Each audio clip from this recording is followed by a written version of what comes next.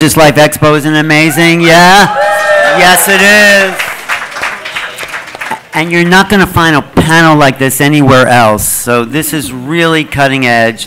I'm Alan Steinfeld. I'm the author of this book, Making Contact. And we thank you. At least someone's read it. Thank you. Anyway, we're going beyond contact. This is really taking us, this is really what an expo like this is about. What is the next level of consciousness? And these very beautiful, lovely, interdimensional women are here to take us to that next level. So yes. I am really excited.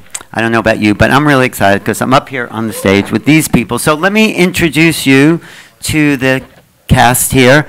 And I just think we're at the threshold of a new time, and the people here have accessed this other realm, and this is about a transmission. This is about opening up our minds to these greater realities. I call my program on YouTube New Realities. And how are we going to get there if we're just talking about the same old thing? If we get stuck in this cycle, we need new people, and it's usually women that are coming forward to say, no, we're here to create something different than what's gone before. So we are about to access more of our minds. We're about to, more of our human potential. This is what these people here have already gone into that level, and hopefully will transmit to some of us. At least I hope they transmit it to me. So thank you. So I'll introduce people, and then I'll introduce you, but then you can say a little bit more about what you want to share today and where you're from. So this is Lyra Ra at the end. Ray. Lyra Ray. And they always have that kind of silver hair on Lyra. So what else do you want to share about your journey here? Hi guys, I'm Lyra. I specialize in working with Starseeds. I'm a Starseed mentor, multidimensional healer, and now creator of Pleiades World VR. Thank you. Thank you, thank you, thank you. And next to her is Jamie Vos Love. And she is an Andromedan. You're connected to the Andromedans, but you're also is bringing about what is awakening for human beings. You want to talk about that a little bit? What is awakening? Just briefly, and introduce yourself a little more. Sure. Jamie Vos Love. I also am a Starseed mentor, multidimensional healer.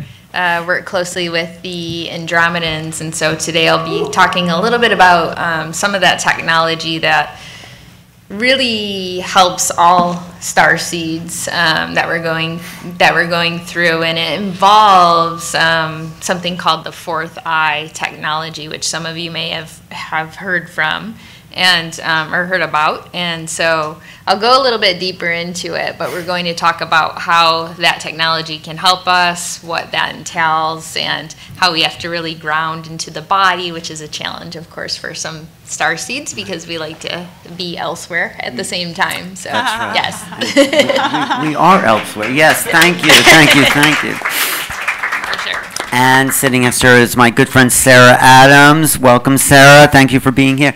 Sarah's one of the first star people I've ever met, and she is bringing in through like new ways of perception, new ways of understanding who we are supposed to be here as human beings. You want to say more about your understanding of this dimension? Hi, I'm Sarah Adams, and I've worked with many ETs and light beings, and the ETs and light beings are teaching me how each organ, each cell, and every part of the body can be lit up when we speak to it. We are the divine souls within this physical body, and this physical body is ancient technology. And currently the problem with the world is that people, they're walking around and they don't know how this technology works. So the ETs have been giving me a lot of information on how to light the body up and unite it with the soul so the two become one. That is so good. And to my left is Blue. She is the host of Deja Blue podcast. I'm sure you've heard about that. Yeah. Co-founder of Fluorescence, a modern mystery school for women. That sounds great. And a motivational speaker, artist, and musician. And I'm really interested in what you tap into and what does blue mean to you? Hello, everybody. what blue means to me, it represents beauty, love, and unity. And I believe that we all have it inside of our core beings. It doesn't matter where we claim to be from, recognizing that we're all citizens of the earth and recognizing that we have everything we need inside of us. And it's just about giving ourselves permission to access it. And just recognizing that also when we're around people that give us themselves permission to fully activate all aspects of themselves, we pass that on. And so my mission in this life is to embody the highest frequency through play and to tap back into the genius of a child and remember that our greatest manifestation ability is embedded in our ability to play, and we can only create as far as our imagination is willing to go. And so I build a life around creating beauty, love, and unity so that others can remember their own divinity. Nice. That's why we're here, so we can create that. And of course, there's Elizabeth April, who's actually, yeah. She not only is a starseed, she's bringing through other starseeds right through her body. Is that okay? Oh, did I share too much? Oh, it's okay. Right there. That's what I mean. Yeah. I mean, physically, embodiment. But she's also a galactic channel, galactic Federation of Light, and she's really a prophetess of the new age, I feel, and really bringing through this, living the higher consciousness. So anything else you'd like to share? So much. Thank you. Yeah, I'm just so excited to be here and hold space for all of the beautiful other starseeds that are here, not just in the audience, but on the panel. And I'm just so excited because this kind of community, this space, this time, this weekend is bringing together these energies. We're planting the seeds of the new earth frequency, and in so many ways we are ahead of the curve. So this is what the future is going to look like. And I really just, prompt all of you to be really present this weekend. Understand that no matter where you end up, it could be a weird conversation in the bathroom or bumping into someone in the hallway. It's all divine, it's all aligned, and it's all here for you to activate your highest frequency. So thank you all for showing up, for everyone who's here, for the new earth, and especially for yourselves. Yes. Thank you. And then I have Cher, Jolyne. No, sir, that is not how you say my name. I thought we rehearsed this. Okay. Yeah. Okay. Names carry so much vibration. I know, and you have a couple of them. And so Ray and Ra are very different, right? Oh, so what is your Jolyne name? and Jolyne is Jolyne. Cher, Jolyne. Cher, Jolyne. And while I'm at it, I'll go ahead and please. I'll go for it. Because my second one, I have two names that I'm straddling. My second given name is Harnoor. And that's what happens when you're multidimensional and you This name is a right. different dimension. The frequency don't you? matters. Yes, Undulation matters. It's so much about light language, too. But also tell us about your metaphysical meditations and ancient temple work. Oh, heaven, yes. Ancient temples, ancient future wisdom. As we've already said, it's all available to us in the body, the technology of spirit. And really my work is I combine Kundalini through the Raj teachings of Kundalini Yoga in a modern way with the technology of prayer. I am the most passionate about prayer. People say, what do you mean that you workshop on the technology of prayer? Because as multidimensional artists that have the sovereign ability to create and choose, we, with our vibration, with our frequency, with our intention, with our electromagnetic field, when it's aligned in that way and we're speaking truly, we're molding, we're collapsing particles. So that's what I do. Metaphysical meditation. I like it. Everybody aboard the ship that we're on right now, and inviting all of our star friends to be here with us. They are coming. They are coming. Here. This is the crew that's leading them in there. Thank you. And at the end there, Anita, Sirene. Yeah. Thank you for being here, formerly known as, can I say, Stargirl? Okay, we'll forget that. Okay, never mind. Never mind. But you are an expert in the arts of astrology and numerology, mediumship, and all the other higher activities of, I wouldn't say a cult, but it's more than, it's out there. It's no longer a cult, it's out there. It's not hidden anymore. It's our skill. Talk more about what you're doing. I've been a psychic medium for 5 years, and I just read the hidden symbols of the universe and can make predictions as long as God will let me see it. So yeah. Good. Thank you for being here too. So I'll start with Miss Blue here, and just as a question, like, so what are these, as we move dimensionally, and most everyone here is activated, what are the new gifts that are coming to us as human beings, as the next level of fifth dimensional humans? All right, go straight with the deep question. Just jump into the deep end. Okay, yeah. Or do you want me to start simpler? It feels like let's go. Let's do this. No, go ahead. What's coming to me is it feels like a paradox of what has always been accessible. Yeah. And it's like an ancient future in modern times.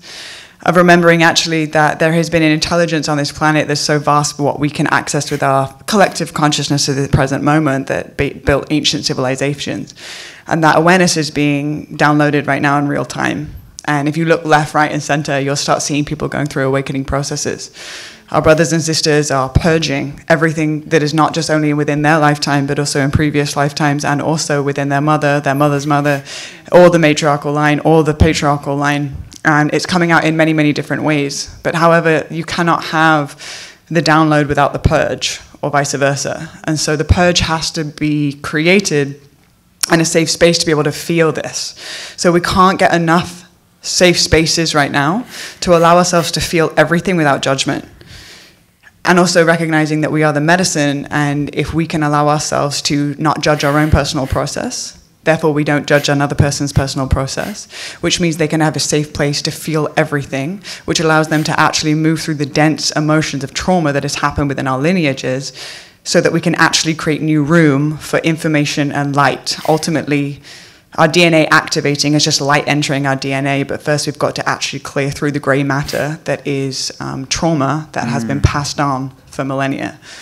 And so, as you can see over the last couple of years, we have gone through a collective purge. Like, there are ayahuasca buckets everywhere. People be purging real deep. And it can be a little bit discombobulating of like where is up and down. And you can see with the pandemic, there was a massive collective shift that happened. Our relationship with the government, of certain structures that are in place. Also an invitation for us to look within, because we actually couldn't be as distracted going outwards anymore. So this was an actual incredible opportunity for us to go through a collective purge very fast. But then also, of course, on the other side of that, you go through a collective purge, you also go through the exhale and the inhale. So we're also seeing people waking up left, right, and center, and it's happening in real time. And so it's about transcending beyond what we think is crazy, weird, wild, and wacky, and allowing ourselves to actually open ourselves up to recognizing that we are all multidimensional beings, multifaceted beings, and we're accessing more of our DNA in real time every single day. And when we surround ourselves with people like this at the Conscious Life Expo, we are reflecting back and forth what is possible. If we don't know what is possible, how do we know what we're moving into? And so we need reference points of what is possible, while also recognizing as a reference point sitting on a panel right now, it's got nothing to do with us. We haven't got anything more figured out than you don't. There is nothing that we have the answer to. It is all within you, and we are equals. We sit on a stage merely so that you can see us, but there is an importance of a quality that has to be integrated into the cells of our being, so that we are transcending this pyramid model into a circle of equals. This is everything. Thank you. Beautiful. Okay, we'll come back to you. Thank you. So, Girl, you must have a podcast. That was a lot. She said you must have a podcast. Yes, and she does. Yeah. So Elizabeth, you've been really ahead of the curve, I mean, for a while. So what did you access first to awaken your knowledge of your connection? Yeah, good question. So, I mean, Blue, you amazing. Summed it up. Love it. And for me personally, it was really about questioning everything. I think that's like the first big stage of like ending up at a conference like this. Who are we? What are we doing? What's the whole point of this? I think we all have to get through those big questions. And I think a part of asking those big questions is understanding that there's not always the right answer or a answer to those big questions. And so a big part of unfolding knowledge is being okay not knowing. And for me, that was a really big part of my own journey, especially being a true seeker, is letting go of knowing everything that there is to know in the universe. So after I asked those big questions, opened this gateway to, there's got to be something more than what we've been programmed to believe. There's got to be something more than this. I went into actually past lives and other timelines. So, okay, so if there's something more than this, and maybe I'm not just my 20-year-old or my 16-year-old self, then who have I been before? And so I think a big part of us accessing other aspects of our own knowledge and our own mission on planet Earth is accessing what we've done here before. And then the next step in my journey was an abduction. And oh my goodness, all of a sudden, we don't just have past lifetimes on this planet, but aliens are real. And so then what are they doing here? And what's their purpose? And why are they interacting with us? And aren't human beings just an ant-like species on planet Earth? I mean, why are these higher, dimensional, more advanced beings utilizing their resources for us? And then I started going into trance-like states to access past lifetimes on other planets, in other dimensions, and really kind of seeing this bigger picture, and also understanding that everyone has a soul, no matter if you are a tree, a plant, an animal, a jaguar, a Sirene, an Octurian. You have a soul, and you're here to learn something in this incarnation. So it's this constant unfolding of knowledge and experience and information. And on this journey, once again, it really does come back to the surrendering of being okay not knowing, because at the end of the day, the entire universe is split into polarity. You've got light and you've got dark. Light is everything. It's that one in the binary code. And dark is nothing at all. And if you can be okay with the all and the nothing, then and only then can you master this reality and any reality you wind up in. Yes, thank you, thank you. That's so important because, we've grown up in a society, most of us, where psychology is done as a service, but it's done as a disservice in trusting our own experience. So if we've had experiences, we have to trust and believe that that's true for us and not think about what the mainstream is saying. So we have people like Jolyne there who've really opened up. You're killing me. I'm not really good with names. They're just anyway. So how were you able to trust? How were you able to trust your intuition? Well, on that note. Yes. The joy code. The joy. Laughter alleviates tension. Good. It clears and it activates our DNA. So that's the first. If I could say anything today, if many of the multidimensional beings and star friends, if it's any code that is of the utmost importance, it is that joy. If we're beings here that have the technology of spirit, the ancient future technology, and we have the ability to choose our frequency. If you have a wave, and then you have the amplitude of the wave, which is the amount of gusto, spiritual gusto you're giving to something. It's Cher Jolyne, by the way. Okay, thank you, Cher. But I'll just call you Cher. Choosing the joy, right? Immediately, like that laughter, it's just hilarious. It's funny. But we could all just laugh together for like 5 seconds. Ready? 1, 2, 3. We're here to play. I just smiled, okay? It's like, oh. Beautiful. Thank you. And Anita, hi. How did you know you were a starseed? How did that awaken in you? I've just always been really strange and yeah. Okay. Then the year I found out I had psychic abilities, I was doing research on, I was doing research on starseeds, and I really resonated with the Lyrian Starseeds, but I'm actually open to learning what everyone else has to say, because I feel like everyone here has like a lot of wisdom. Yeah. But how were you strange? I'm just curious. We're all strange. If you're in this room, you've been strange. Just not being able to fit in with my peers and not just never even like when I was trying, just being really peculiar and not in like a cool way, just like a strange way. And it all made sense when I realized that my life purpose was my strangeness really tied into that. So now I'm not as sad about it because it turns out I'm just meant to be in the ether, so it's fine. Well, I want to ask, how many people in this room thought they were strange growing up? Look at that. I'm this still is strange. Still strange. So you're not alone. You're with family. Okay, I'm switching my brain to the side. Sarah, hi. Talk about the features of Starseed abilities. Like what do you tune into on this other level when you're working with people and seeing that aspect of their soul?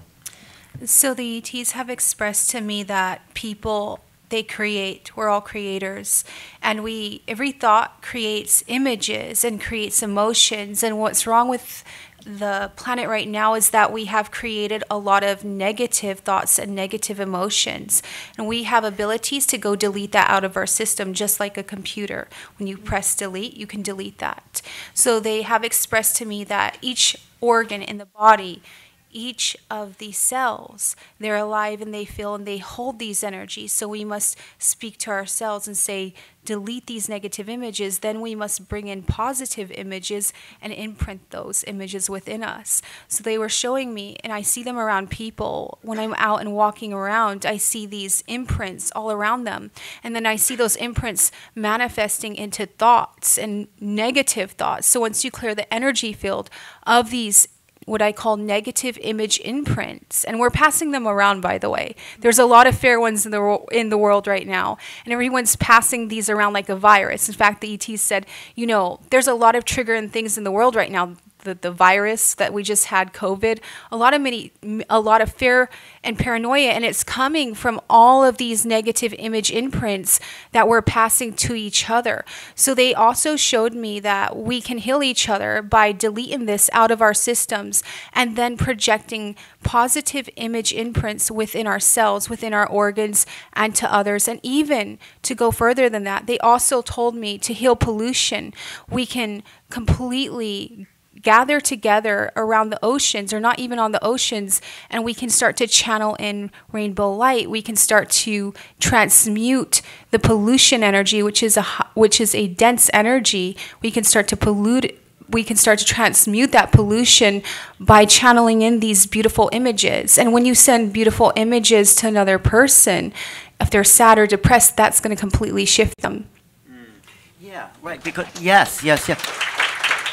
Well, because thoughts are things. Thoughts are energy. How do those ships up there tune into an individual person? They read your frequency. They're reading your thoughts, that signature. So, yes, we have the power. We've been kind of brainwashed to think we don't have any power, that we're not important, that we can't affect reality. But what you're saying is we are totally capable of accessing this bigger part of our brain and affecting realities around us. So thank you. That just brought that up for me. That inspired me.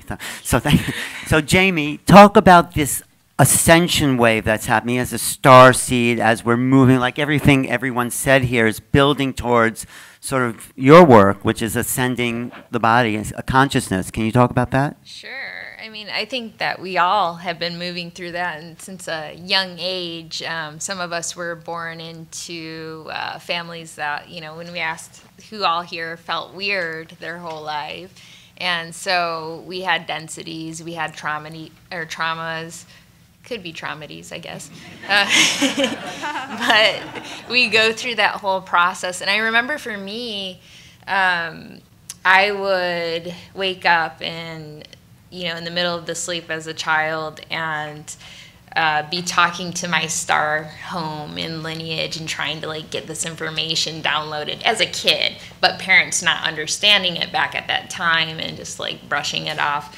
And then I would actually try to sleepwalk and go outside and look up at the sky. And I'm like, I need some information here. I need some help. To the point where my dad had to install a lock that was taller than I could reach, so I would stop doing that. So over time, what I realized, you know, in working with Andromedans back then, they kind of told me, you know, first of all, you kind of set this up for yourself, right? You design this, and so the irony of it is you still have to go through this, and I didn't want to. So I came from physical abuse, emotional abuse, sexual abuse, so all of those things. So I shut down that part of me for a long time, and I think that we're seeing a lot of people that have understood that, went through the dark night of the soul, did the work, have opened up the channels, are connecting with their star lineages and going to that next level of ascension. So that's where the body comes in. So what I found was we really have to anchor into our physical body, which can be a challenge going through this process, because we do want to be in other worlds or always connected, or feel like we're disconnected if we're not connecting with our guides, or are we doing something wrong? So just allowing that information to come to you. The fourth eye that I was speaking of earlier is one, to remove implant technology that was put there that really has shame within our DNA, and if that was not there, it could eradicate fear. It could eradicate all of these other things and help us ascend a little bit faster. So with this fourth eye technology, going from the pituitary to the pineal, opening that up and moving through the body to elevate the energies and the consciousness, but really ultimately what it's trying to do is transcend above polarities, and it really is a gateway to the fourth dimension. That's where it gets really trippy. I'm sure some of you guys have like blipped in and out of time, had deja vu, those sort of things. But with that, I found that we can heal ourselves. And I'll just give a very quick example of this and what I'm seeing now. So when I was 7, I had an ankle injury that did not exist. I just wrapped up my ankle for like 2 or 3 days. My mom thought I was weird. My parents thought I was weird, and let that go. And then fast forward to 5 years ago, I was training with my partner. I'm a brown belt ninja, and he's like 6'4", and he went to do a move and he landed on my ankle and crushed it. So this blew up like this big, you know, and luckily it was my left foot, so I could still drive home. I took a picture of it and I sent it to my sister, and I'm like, what do you think? Should I go get this checked out? Should I go to the hospital? You know, what's up? She's like, yeah, that looks broken or sprained. And then all of a sudden the Palladians came in and they said, don't you remember you already healed yourself when you were 7? And I saw that memory of age 7, and literally before my eyes, that entire thing that was like a tennis ball size, just in seconds went down to just a tiny little purple mark that I still have on my foot. And I wouldn't believe it if I didn't have the timestamps that I texted to my sisters. So we're seeing all sorts of technology like that as we expand that fourth eye. And when you think about it, we hear oftentimes the eyes of Horus, not just the eye of Horus, so third, fourth. And so that's a part of that technology that's helping to remove those implants and everything. That is so good. It gets weird. That is multi-dimensional work right there, moving beyond time and space. So yeah, if you have that inspiration to type your ankle or something, or whatever it is, whatever vision, trust it, because that is your future self. So that's where we're coming into this multi-dimensional awareness. So Lyra, how did you wake up to all this stuff? Oh, what a fantastic question. I was hoping you would ask me that. That's why I asked it. So back in 2016, I had a really crazy, amazing experience where a UFO actually landed next to me and my friend when we were driving late at night. And I never believed in aliens or anything before that. That completely turned my entire world upside down and made me question everything about this reality. And me and my friend, it took me a few weeks to process that. That was really crazy. and about 3 weeks later, me and my friend would go back to that same spot, and we kept going back. And every time we would go back, something else happened. And we later realized that there was a Stargate there. And so we ended up meeting with these beings in person that were on that ship that landed next to us, and had these crazy, crazy, amazing, beautiful experiences. And I got to know the Zeta Greys really well. And they're just such a fucking fantastic group. Like, they're hilarious, man. Like, they got such a great sense of humor. They're fucking funny. Like, you know what? You know what? People, well, they're actually the tall white ones. Yeah. But you know what? People don't know that about the Greys, or even think about that when you think about ETs. But yeah, they have a personality. And these dudes are just like so funny. They're pranksters. They're jokesters. They got a bad rap. Yeah. Taking too much genetic information from humans, you know. Yeah. Whatever. I mean, but I mean, at least the ones that I got to know, I mean, I would do the same thing if I was an alien and like playing jokes on like a human who didn't know anything about anything. Like, yeah, I would like try and pull some shit like that. Like, land this, let's see how close we can get before they freak out, you know? So, but anyways, yeah, so that's my story. I just started having these crazy experiences, and that kind of led me on my whole healing journey, and just, you know, I wanted to learn everything that I could about all of that stuff, and I still kept my connection to those beings, which I still have today, and because of all those experiences that I had, that's what inspired my my new project called Pleiades World VR. So I'm creating a lot of the things that I saw in virtual reality, so everybody else can see it too. Wow, great! What? Where was that spot that you saw these ETs? So that was in Florida, actually. Whereabouts? In St. Cloud. So I was kind of out there in the middle of nowhere in the woods. Yeah. I was driving my friend back home at like 2:30 in the morning after we went to this event, and he lives like way out there in the woods.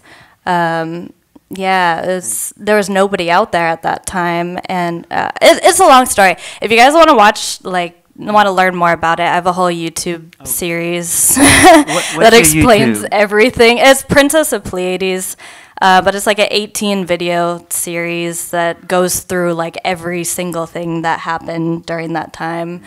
And yeah, are you Lyran or Pleiadian? I'm confused. Oh, all the things. All those things. Okay. Yeah. Well, great to have you here in the human body. So thank you. Thank you. Thanks for sharing. We'll come back to you. So here we are. We're learning something. I'm learning stuff here. You know, this is like the next level for me.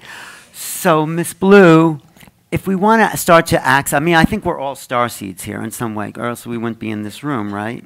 I mean, you don't know, but maybe. But how could... I have a perception on it. It might not be a popular one. What's your perception about it? Yeah, please. The unpopular one, yeah. Whatever. I just feel like if you are human, you are like extraterrestrial, extra-dimensional. You are everything. It is the greatest miracle ever to have a physical body. And I think that, like, we have to be careful also with the labels around, like, creating some sort of unconscious hierarchy experience that someone is starseed and someone isn't. I believe that we all have miraculous capabilities in our DNA. Are we curious enough to discover it? And that is up to us, because there is a co-creation with the benevolent reality that we find ourselves in, which is creating with something that is out of our control. God, Allah, Buddha, Krishna, the one that cannot be named, the thing that created this whole experience. the one thing that we do have the control over is how we respond to life's inherent uncertainty. How we respond deciphers whether we raise our frequency or we actually lower our frequency. We're playing in a frequency dimension or a frequency reality, and there are about 8 billion people on this planet all living their own experience based off the emanation and the frequency that they're emanating, like a radio tower. So you're going to start aligning with those of resonance to the frequency you're emanating. So there are 8 billion different worlds happening simultaneously. Yeah. So it's about raising our frequency collectively or individually so that we collectively start raising and then we start operating in a new world. Mm-hmm. But when there's somebody that thinks they have the answers, and when there's somebody that thinks that they've got something figured out that someone else doesn't, we're still feeding division. Yeah. So we get to do this together. That's the only way. So I just want to be really mindful of any language that creates division, while also acknowledging that, Sadhguru said a quote. He said, "I'm not here to teach you to be superhuman. I'm here to remind you that being human is super." Yes. And I think that is the piece that we're working with here. Right. But I think also we are the extraterrestrials. This consciousness, this awareness didn't come up out of the monkeys and all that. It descended into these forms. Do you agree with that?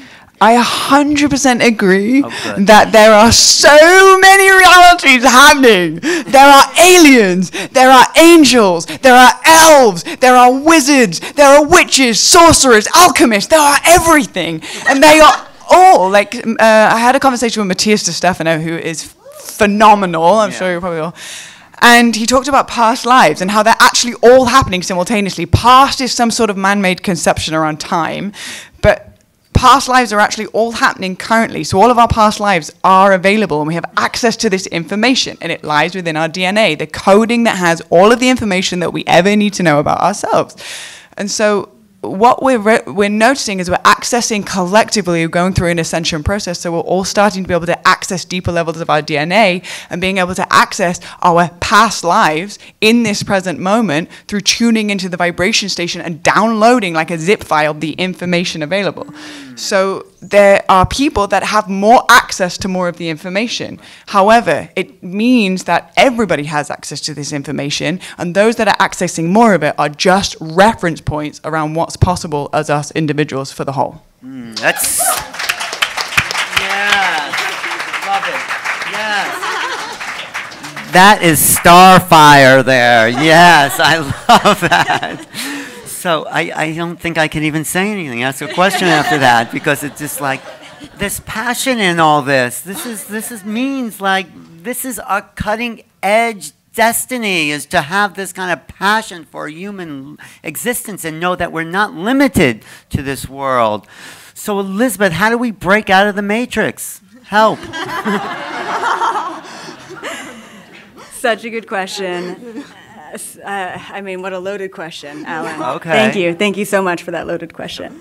Just like Blue was saying, there's so many quantum fractals, and I think as we raise our vibration and we de-densify, we purge out, just as you guys were saying, with holding it in our organs and our body and releasing all of that old energy, we get into this quantum state. And I think that if we talk about accessing our starseed origins, it's about going to this quantum. And for me, quantum means the smallest, but also quantum means simultaneous. It's everything simultaneously, which can be really freaking anxiety-inducing because it's all of it at once.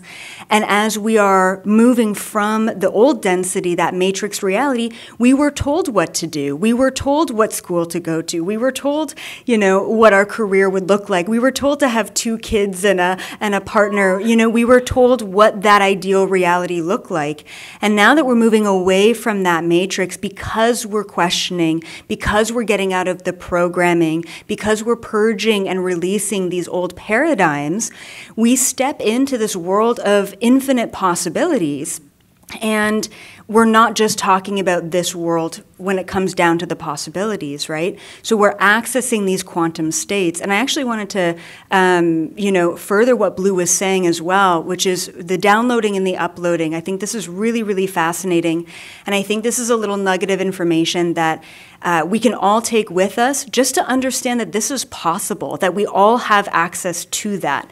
So what I've started to kind of unravel, and it is quite complex, but it's a really exciting theory and concept within quantum mechanics and just this quantum kind of universal state, is that not only are all past lifetimes, future lifetimes, lifetimes on and off this planet are all simultaneous, but they're not even yours, right? So there's no actual identification of, especially when I started doing past life regression, I'm like, why have I talked to 5 Jesuses? Like, what's going on here? Why do 10 of my clients all come through as Madonna? And what I realized is that these are experiences that we can access because they have really big missions in one extreme or another. Likewise, we can access different states of being from different dimensions and different planets to access different pieces of information. So I'm at this point where I'm like, I don't know if I've had 10,000 lifetimes or I've just imprinted all of these lifetimes. So the nugget of knowledge here is that we're not just accessing our own quantum fractals between all space and time, but we're accessing everyone's quantum fractals. And a really great let's call it a action step that I did when I started to learn this, which was about 2 years ago, is my very cute dog ate a lot of chocolate, one night. Obviously, we didn't give it to her. It was just like Hershey Kiss wrappers everywhere, pooped tinsel for days. But anyway, I was so worried, right? I mean, it's like 2 a.m. I'm like, do we take her to the Emerge? What's going to happen? And I was downloading this technique of uploading and downloading information, experiences, quantum healing, this quantum technology. So I said, if I can upload this is going to sound really weird.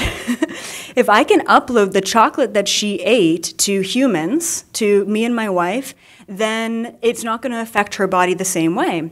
So I started to actually pull her eating this chocolate and bring it into us so that we could process that. She did not throw up, she had no bathroom issues, and she was just fine. She was the happiest little dog. Now, likewise, if I'm having a really restless time getting to sleep, and my wife and my dog are passed out snoring, and I'm jealous, and I'm like, oh God, I really wish I was in that state of sleep, what I do is I pull their sleep state from them. And as I'm pulling their sleep, I know, right? It's weird. I pull their sleep state from them, and all of a sudden my wife starts to toss and turn, and she's getting my awake energy. My dog starts to wake up a little bit, but we can all share this. And right away, I'm zonked out. Better than any sort of, melatonin that you can take. So what's really freaking cool about this is we can actually share these quantum energies. If I'm really struggling with financial abundance, there is one person among the 8 billion people on this planet who are thriving in a very authentic way, financially abundant. They've learned that lesson. How about I go ahead and download the lesson that they've learned rather than living through the experience in the 3D. This is the quantum state. This is the state that all starseeds can get to. We need to break away from the limitations of what is possible and realize that we are moving away from needing to take action in the physical and set intentions in the quantum. Yeah. That was great. That is starseed technology right there, right? I mean, that's great. I think I need to hear that last piece. What was that last? Yeah, go ahead. Say it again. Go. What was it? Go ahead. Just say it again so we can all get it. If you can repeat it. It's important to understand that you're not limited to what you think you can do. You can access everything that everyone else has accessed instantaneously. We no longer have to walk through something. You no longer have to take a course to learn information. You just have to ask for it and believe that you can access it. That, period. Yes, yes. It's all in the field. It's all in the quantum field, as Joe Dispenza said. So anything you want, you can just mirror the energy of the field, and then you access it. I think that's what you're saying. So, Cher, can I call you Cher? I love it. How did you awaken to this technology? How did you personally awaken? Yes.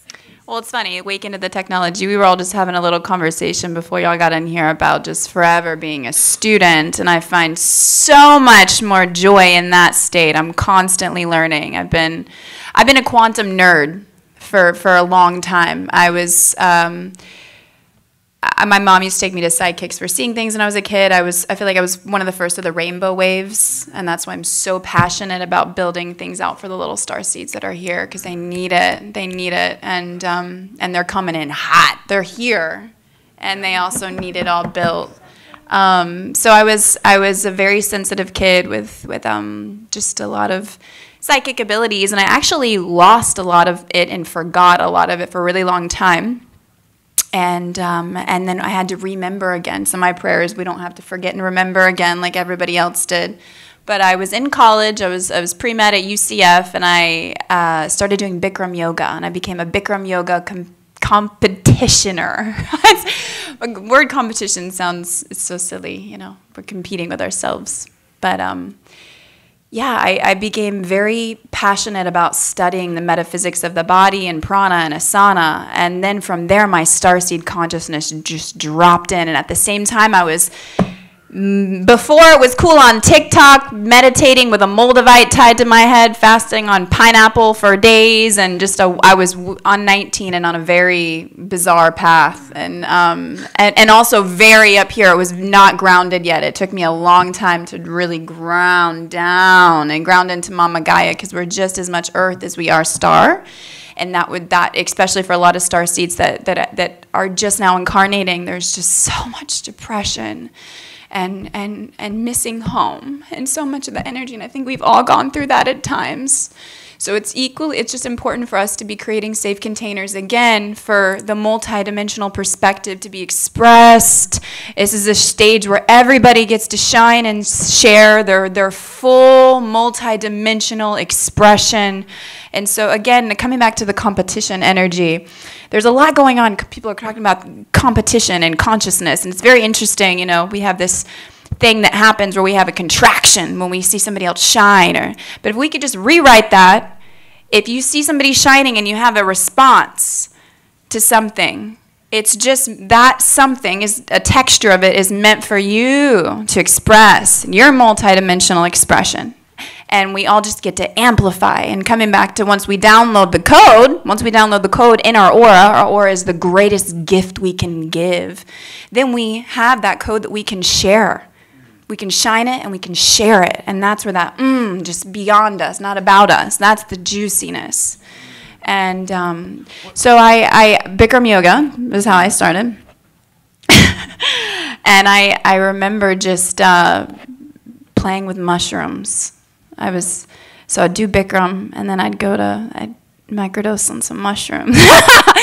And then I would tie a Moldavite to my head. And I had some of my first experiences as a starseed mirror gazing, which I think if anybody wants to tap into your multidimensional perspective, I love what we said earlier about I'm all the things, because you don't have to just be one thing. People are like, what am I? Where do I come? You can be all the things. If we are multidimensional self, past, present, future, if we're visualizing that as a council within our soul's architecture, and those different perspective points and all the different dimensions and timelines are learning from each other and evolving as a soul in the quantum. So mirror gazing with yourself, prana, breathing. There's some breathing and eye gazing techniques, but I first blew my own mind when I just started seeing myself change into, oh, I'm a reptilian, but I'm a nice one. I have robes on. Okay, what's that? There's kindness there, and then the Lyra and all these different things, and yeah, and that's how, from there. Great. And then just grounding it back down to earth. Yes, yes.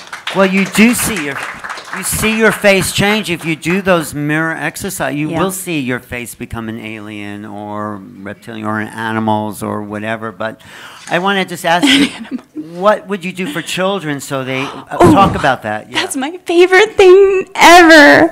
I think, okay, if I have just a minute of everybody's time, if we could just tap into a prayer, and when we can do it in that way. So if we could just sit with a straight spine and an open heart, and let's just bring our consciousness into all these star beings, and we have one right next to us coming in hot. Was it one or two? Because you said two earlier. It's not twins, is it? No. It's just one. Okay. So we have one right here, and they're all coming in, and they're here, and these aren't just babies. These are multidimensional. These are the real gurus coming in, and just they're gonna have all the answers, and they're coming in with a different. In 2024 and 2027, there's just whole different stargates are opening for higher consciousness beings to be dropped down. They are gonna know what to do with the technology, all this 5D bullshit. Their auras are gonna be here. We're all gonna be good. And these are the little beings that have all the answers. So let's just breathe into that. Let's take a deep breath. And you can just visualize them right now as little lights coming in around. They're choosing their parents, and they're waiting for their parents to heal, coming back to the epigenetics. So just taking a few deep breaths into all the mamas and all the fathers doing the good, high, and holy work to clear their DNA so these little star children can come in clear and do what they are meant to do. So visualizing all the mama's wombs just vibrating with that precious pink energy, safe space for these babies to come into. Please visualize the temples, on the land, whatever comes through for you, all the spaces for these children to play and to learn and to be able to just shine and share with their abilities, to ground down deep into the earth, seeing them with their feet on the earth, playing underneath the sun, understanding the technology of the sun, connected to Sirius, the sun behind the sun. The pyramids were made in line with Sirius. These children will be connected to the sun. It's important for their parents to know, to bring them to the earth, because their star consciousness needs to, from the beginning, they need to be able to play, and they need to be able to ground it down and feel safe here. And that's just, let's take one more deep breath, and that's all good. Rainbow, heaven, yes, heaven is here now. Thank you, yes. Well, You're like making me cry over here. yeah, we'll get to you guys. I have a 1-year-old, so that like really hit me hard. What is your angel's name? Amethyst. Amethyst. So thank you for that. Wow, we're learning some good stuff here, but it's like accessing, like you did, Anita, this star consciousness. So how can we, from your experience, access those realms that we're a part of? How did you do it? Plant medicine. Plant medicine? Yeah. Any particular type, flavor? Sometimes when I smoke marijuana, like the dust part, I will actually be able to hear my spirit guides like audibly. Okay. So I know some people might say it's just like the drug, but I don't think so. It opens up gateways. Yeah, exactly. You don't necessarily need it if it's open, right? Yeah, but I've never been able to do it without it, so I don't know. Try it. It does come through. I should try. You can do it without, right? Can't you do it? Yes. I mean, that's just absolutely. Me. But when you did smoke marijuana, what actually happened? What did you realize? I think it was just like during my spiritual, like my real spiritual awakening during my Saturn moon. I was in Las Vegas and there was like a dispensary, so I just got really like high, and it made me realize that, you know, all of this stuff that I used to think was kind of woo-woo is actually real, because, you know, you'll listen to me talk about it and probably think I sound crazy, but when you have your own experience, you know what's real for you, and it's definitely worth an experiment, you know, and then you can just jump to your own conclusions, but I think that our senses make it hard for us to see, and plant medicine just lifts your senses away and helps you see without them. All right. Yeah. Yes, I mean, sure, if you need that, but for me, personally, it clogs me up, I feel sometimes. But that's just, everyone's different. Yeah, right. I'm not judging anyone. Really. We're all good. But how about this side? You talk about your child. You said when Cher was sharing, you got inspired? Oh, no, I was just saying thank you for that because it was so beautiful and it just really touched me. What part was it that what was? Oh, just the visualizations because I just imagine like my little girl. Well, how would you want to raise your star child? This is so emotional for me. I wasn't expecting this. I mean, I'm just doing things way, way differently than the way that my parents raised me because I'm sure a lot of us can agree that we don't really like the way that we were raised. So I want to encourage her to just be herself unapologetically, and I'm going to just support her in whatever it is that she wants to do and really help to cultivate her gifts, like whatever they are, and know that she's her completely own person with her own mission here, and she doesn't belong to me, but I'm here to help guide her. Yeah, thank you. Thank you. So, because I think we can build a new society based on our gifts, our higher dimensional gifts, and you've had to do it for yourself, Josie, right? Yes, you grew yourself up. So, can you talk about what you would give to the public if you could do it? Me? Yes, you. Oh, okay. Yes. Sorry. I'm like, me? Yes, you. Yes, it's been a change. I mean, let's get real. We're all here to figure out how not to come back to Earth School, right?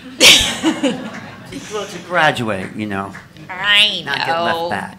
I took the Bodhisattva vow. I'm like, oh. And I say that with laughter because, you know, it is a gift, right? We get to touch, we get to love and connect and all of these things. And so what I've found is, just like you were saying, like not everyone maybe grew up in a family that had conscious parents that allowed us to really like just be who we were. We had to like unlearn and then relearn and then re-access those gifts over time. So I do agree with what some of the gals on this forum have been speaking about, which is building those neural pathways. We no longer have to tell, and maybe perhaps we never did, have to tell somebody else how to arrive, how their unique journey goes. It's so important to find that within yourself and to go through that journey within yourself. However, what I've found is that collectivating, coming together, bringing these high frequency energies together can do so much. I've seen remote viewing come together where we've done pole shifts just to balance out the poles and to make sure that we're not seeing like just, you know, super chaotic type things and events that are going to go on in the world. And so that's just like one part of it, but there's so many gifts that if we can come together with those high vibrations and form those circles and do it in teams, it can expand beyond even our own individual and unique gifts. Yeah, no, definitely. Thank you, thank you. So I think we were talking this whole last conversation for the last hours about that bridge between the human and the galactic. But why don't we talk about the galactic history, Sarah? You know, where that lineage and what we brought here from the stars to Earth. You know, the stuff you talk about. So when I spoke to the ETs about humanity, this is what they told me. They said humanity, or the physical body, is the latest creation to hold the soul. And the soul has had many other bodies. Everyone in this room, everyone on this planet is a starseed. They've traveled many, many different worlds, many dimensions. They've just forgotten such. So they told me that some of us remember this, and this is why I remember living on Mars, and I remember an entire planetary system, Venus, Mars, all of the planets were inhabited, and all the frequencies of the planets were so high. There were no deserts, there were no deaths. People or the beings there would live for hundreds of years. And this is all, you know, kind of in mythology, we read about these things, and it comes from this. And then there was a fallen frequency. And when that happened, these beings on this planet, Mars, that opened this ancient portal that let this more ancient creation come through that drained energy. It came through and it, created cataclysms on Mars, and it destroyed many of the different planets. And they also showed me that what you call Noah's Ark is actually Earth, and that Earth has many different beings from these other planets and dimensions on it that came here when there was that cataclysm among the planets, and when those frequencies of the planets fell. And this is what's spoken about in the Bible, the fall of man.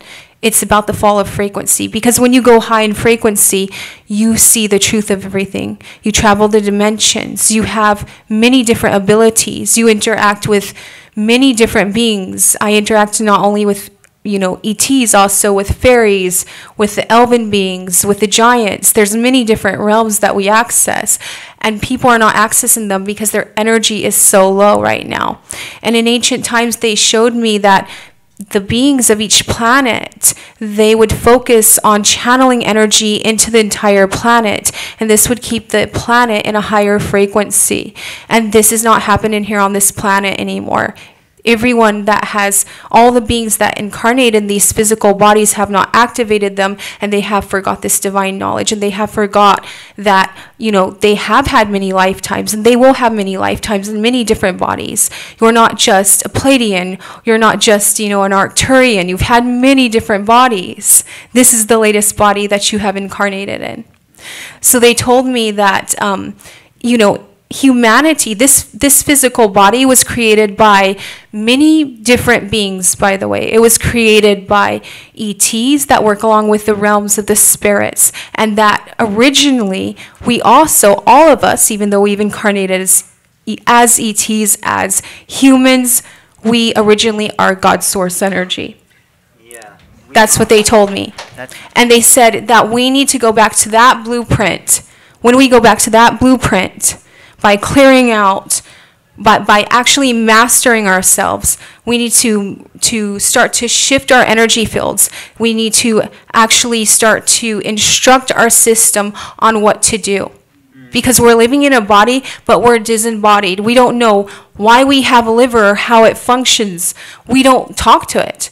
I talk to animals, plants, trees. I go to people and I can feel their organs speaking to me, their cells speaking to me. And they tell me, this person ate this food, or this person's doing this and it's hurting me. Your organs feel. Every part of you feels. And we're so disconnected. We just constantly bombard our body, which is divine ancient technology. We bombard it with all this chaotic stuff. And then we wonder why we're depressed, we're sad, we're lost, why we're disempowered. It's because of that.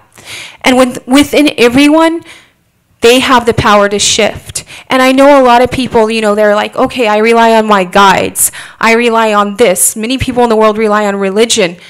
This is all distracting you from your true power within.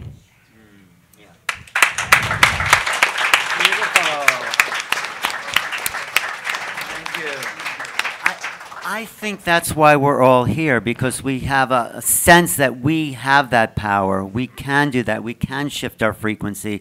And I think just listening to this conversation is a shift in frequency. We're being reminded who we really are.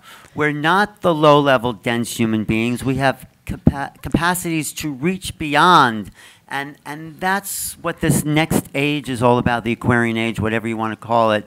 It's about finding our place in the cosmos, about who we really are. So talk to us, Blue, about the beings you've met and the interactions and what that was like. Can you repeat the question? Can you talk about the beings that you met and what that changed, how that changed your frequency when you interacted?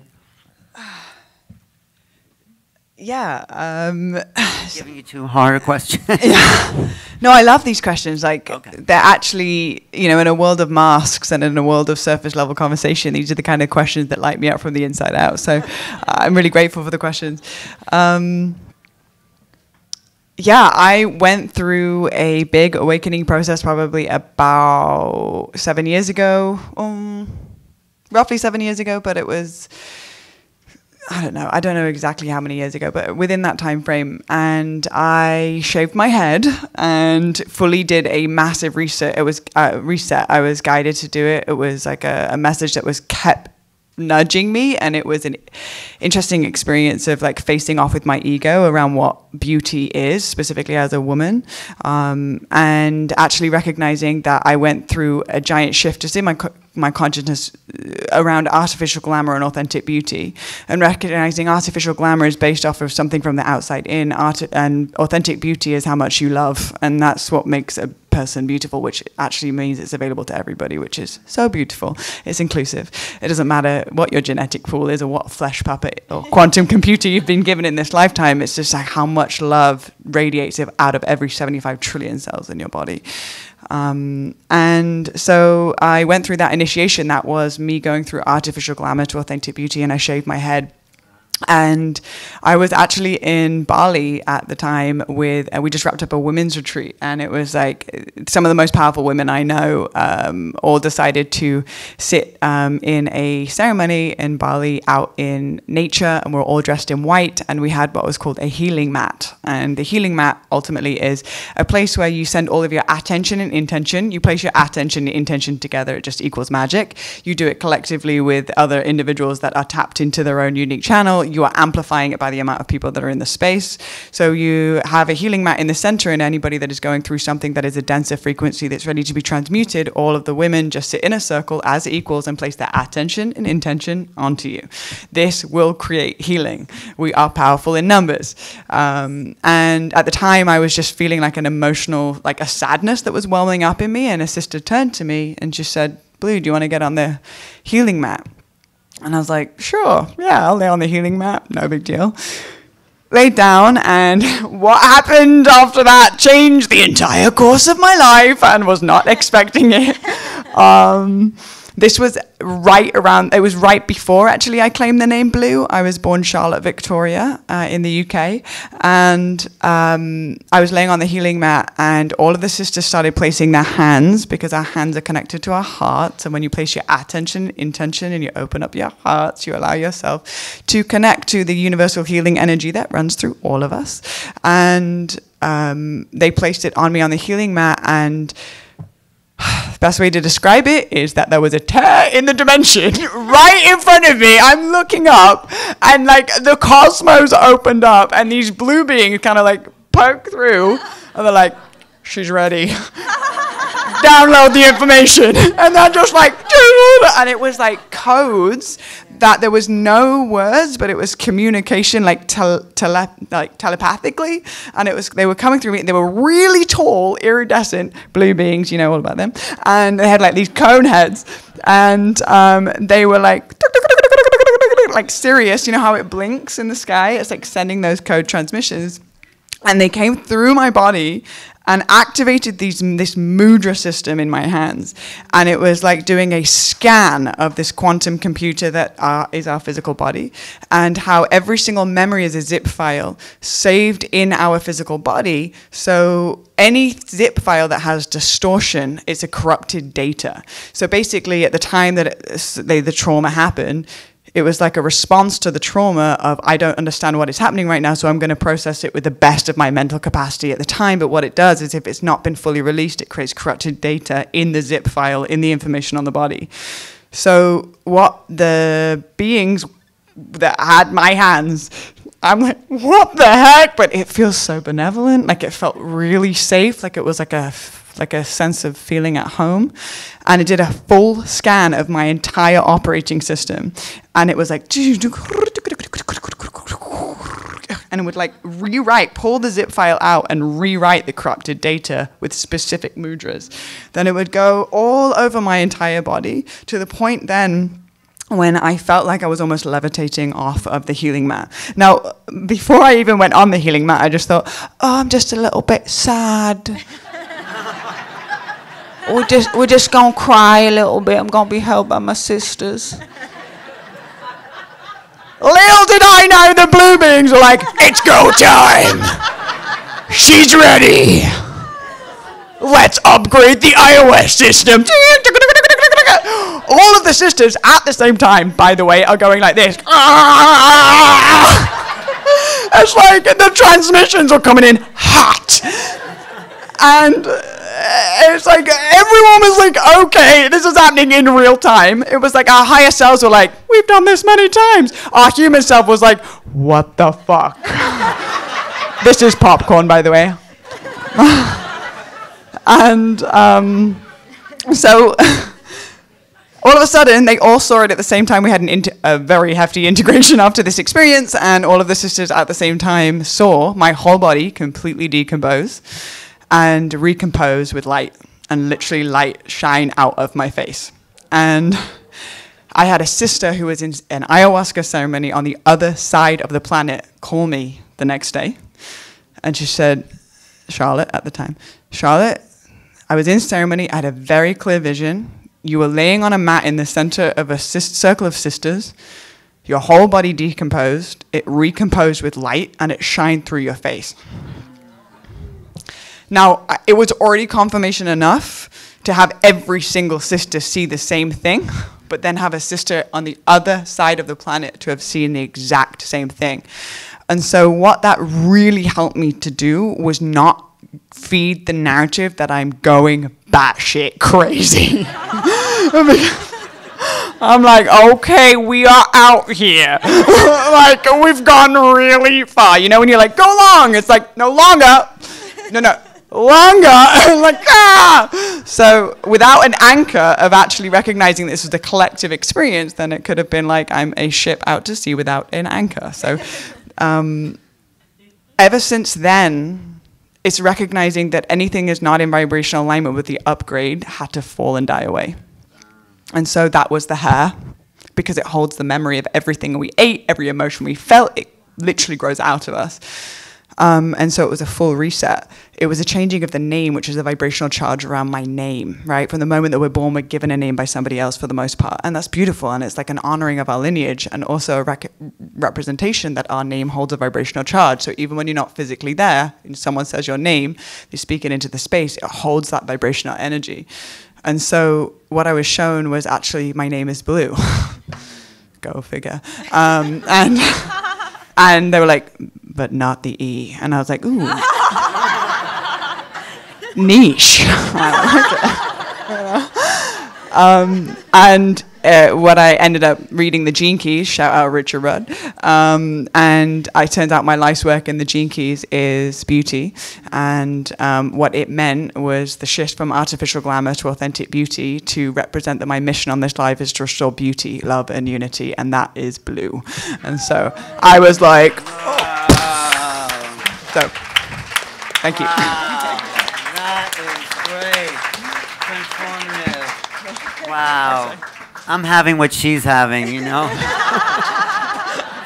That is, I just felt that transmission as you were going through it. Did you they got your transmission. We're all blue now. Yeah, we are. I'm a little green, but that's focus. But can you take us through a little transmission, Elizabeth? A little activation, a little burp up, you know, a little something, bring in the Galactic Federation, and then just see what they have, or something. Yeah, I could always bring in. Well, why not? We're here for that. We're here for the fireworks. All right. Yeah, I try and kind of close myself off in public spaces because it is a lot of energy, but I also bring in thousands of people every month and channel the Galactic Federation online. So this is even better because I get to see your faces. Yeah, this is your family. Exactly. The one you have with you. Okay, great. So I do channeling, and the process, if you don't know what I do, is simply closing my eyes, quieting my mind, quieting the kicks in my belly, and really letting go of my state of being in the moment. So that could be, you know, the breeze coming from the AC or the lights or the energy coming from all of you and all of the panelists. And it's about really separating from this present moment so that I can access, you know, infinite amounts of information above. And then what I'll do is I'll remote view, and there's a beautiful giant Galactic Federation ship that hangs out in our solar system. So I go over there, and typically I go with a very specific question, and I will always be led to the being that has the vibration that's going to mirror the question. So right now, in this moment, what I'm going to ask them is, who needs to show up for this group, and what needs to be said for this group in this moment? So just give me a second, doesn't take long, but I'm just going to go ahead and get into that trance-like state. Go travel over there and see what's up with them. So 1 second.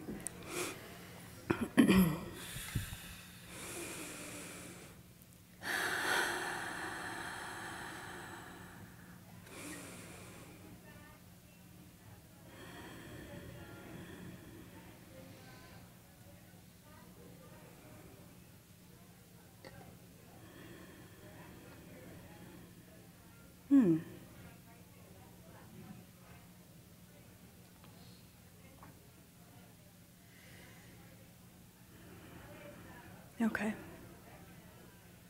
Okay. Okay.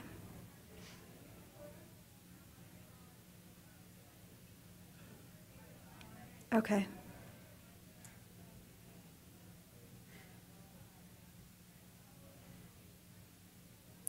Ooh, okay, I like this.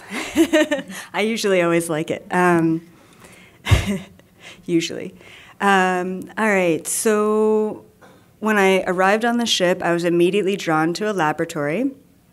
If you've ever been to one of my Galactic Federation summits, you'll know this being very well. Her name is Bhakta, and she is a Suri being, which is quite a rare species, actually. And she's kind of like very tall, fish-like, a little bit green, a little bit pink. She has gills, but she can breathe air. And she is a hybrid biologist. That's what she does. And she specifically focuses on human hybridology, all right? So when it comes down to activations, DNA, getting to the highest level of activations in DNA, she's the one that always comes up. So immediately I find myself at her laboratory. I know her very well, and she does have a message. And it's short and sweet, and then I had to kind of prompt her for a little bit more. So the message that she really wants to bring all of us in this moment is actually about water. It's about water. Could be anything. She says, and this is great because she was talking about how activating this whole panel is and how already we're gaining, this whole weekend, we're gaining access to all of these quantum fractals of ourselves, to gain access to those higher frequencies and unlock that DNA. But she said, if you take away anything from this weekend, it's that water is the fastest route to unlocking your highest DNA. And I said, okay, tell me more. And she was talking, and we all know this, right? So this is kind of a good confirmation for a lot of us who know this. She said, we're water beings. Right? It's great to swim in water. I'm definitely love water myself. But she said it's about the water that we drink and the water that's coming through our body. And so all of our cells are activated, touched, ignited, and surrounded by water. So if you really want to get somewhere with anything, as simple as I want to move and this is my dream property. I want to live off grid. That's what I want to do. Every single sip of water that we take, which is all throughout the day, activate your water with your intention. If you take one whole week and you write on your water glass what you want, and every time you take a sip, you set the intention of what it is that you want, it's now being accessed by your DNA. Now, once again, the easiest way is to awaken that DNA is through our water and say, thank you, water, for helping me awaken my highest vibrational DNA, but also thank you, water, for helping me manifest my dream property or my dream partner. It can be as 3D or as 5D as you want. And then she said, and then I poked her a little bit. I'm like, okay, that's cool. Anything else? And she said, this is so cool, I love this. She said, as we're manifesting things through water, if we're really truly intentional about it, and our systems are processing that water, processing the intention, processing the manifestation, activating our DNA, The water passes through us. It goes back into the planet. It goes back into the earth. So not only are we manifesting our highest timeline reality DNA activations for ourselves, but we're then passing that on to every other human being on the planet. And thank you, Bhakta and the Galactic Federation.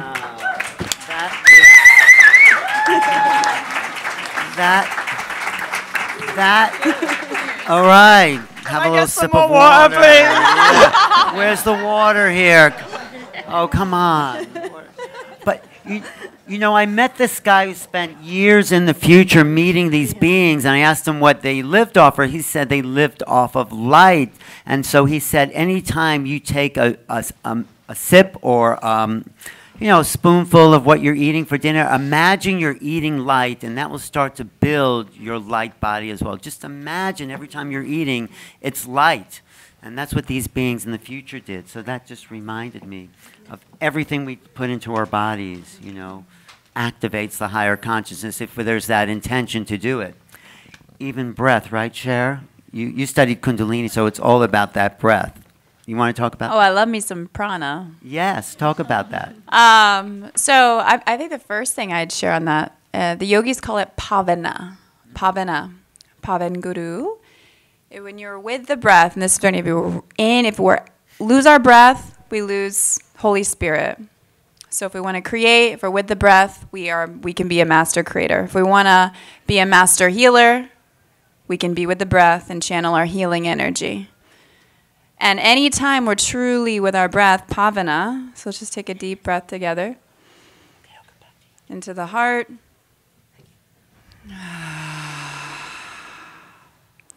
Anytime we're truly with our breath and having a thought, whether our starseed consciousness wants to move, or whatever, letting our language, our light language, or however the mudras want to flare up, whatever the coding is, everybody has a different coding.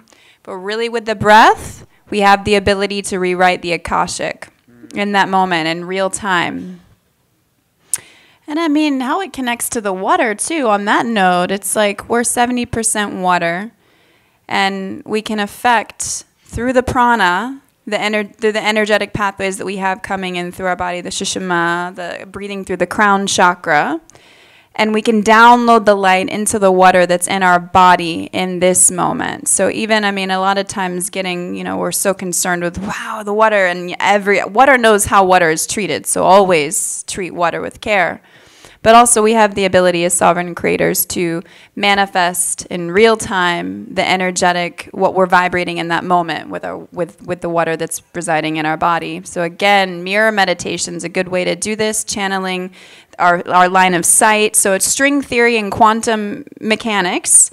String theory, if we're looking at something, we're paying it our attention, as Blue is saying. We have the ability to manifest, to change, to collapse particles in real time with our line of sight, just by choosing, the sacred art of choosing. And this again comes back to, but you can't do it without connection to the breath. So as mystics, as yogis, if we're trying to make quantum shifts and we're not tuned into our heart portal, the higher dimensions, the higher alchemies aren't available to beings that aren't resonating in their heart. And this is where a lot of people get stuck, because we get on these paths with the breath, and we have all these experiences in our ayahuasca journeys, and we get these big egos. And I mean, it's been a journey for me too. And then I remember my first ayahuasca ceremony, I had the song Be Humble, Sit Down by Kendrick Lamar in my head. Be humble, sit down. I'm like, what are my guides trying to tell me? Like, am I listening to rap music too much with it? And I'm like, oh, be humble, sit down. Right. Okay, so yeah, coming back to the heart and the breath. When our hearts are open, when we're truly vibrating with the light of Christ in our body, and we're with the pavana, the breath, the Holy Spirit, we have the ability to command miracles, to access the entire line of our soul, past, present, future, all the things. And we, as humans, we're so addicted to linear time. When we get into quantum healing, and when we get to downloading our true divine blueprint, accessing the higher DNA, when we're vibrating on that level, we understand that in that consciousness, we can access every single soul gift we've had in all the timelines and all the lifetimes that we've spent at the altar praying, all the prayers, all the good karma that we've accumulated, past, present, future. We can accumulate that into the now moment, into the quantum, connected to the breath, to access our divine blueprint, access our destiny and our sacred peace that we're here to share, that's like a snowflake, and everybody has a unique snowflake. That's beautiful. Yes. Thank you. Thank you. Thank you. And Anita, when you've met those beings, did they give you any tools to access the higher consciousness here? So everyone here is so much more knowledgeable than me. I was actually just appreciating learning from you. Like everyone who spoke, I literally took something out of it, and I'm just gonna I feel like it was divine that I was able to hear everyone's experience. I honestly don't have a lot of experience with other beings, but I'm gonna try and be open to it in the future, because what you said about those little aliens, I was like, I could tell you were being honest, so yeah. Do you have any experience you want to share? Okay, yeah, there's one. I get sleep paralysis a lot, and during moments of sleep paralysis, I've seen things, but I can't prove it's real, so I don't know. But it is real. It is. Yeah. I mean, so yeah. What did you see? Short gray aliens that were this big, and they were walking on the end of my bed, and they were literally like the photos, like the grays. Did they have anything to say? No, they didn't say anything. They were just robotic almost, just walking. Did they take some genetics? No, I just saw them walk on, okay. Yeah. All right. Yeah, well, are they with us now? No. They could be right here. I mean, not just the Greys, but many multidimensional beings. I think they are here. That's why they're listening to this conversation. But anyway, so thank you. Thank you. So there's breath, there's water, there's intention, attention, there's light, and then there's sound, right, Sarah?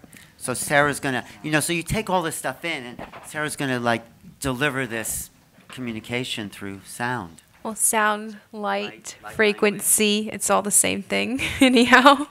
So I'm going to do a light language activation, but right before that, I want to guide you guys through a rainbow light activation so that we can go ahead and activate our entire system. So I want everyone to close their eyes, clear their minds. We're going to now visualize a golden light tunnel. We're going to visualize flying up that golden light tunnel and tell our systems to reach into 22D.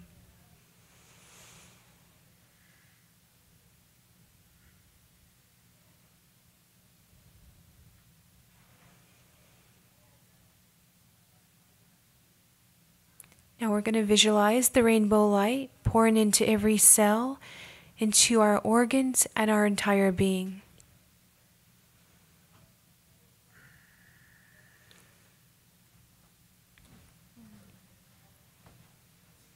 Ilukush kela hurilesh kana yihul hekarash kelea yulhun kushkele kurash kelewa ishkin li hurash kale kushkeleshka yoralesh kan hilurush kala hekushkele yushkan lesh kararosh kele krushkara ile hekonto tishkotikla tutush kale tutush ishkun halarosh kara ile rosh kele hulash kele hurora Inunkurihla, Yushkunile kototershkla, Ishkunle koshkala. Return us to a state of wholeness. Aman.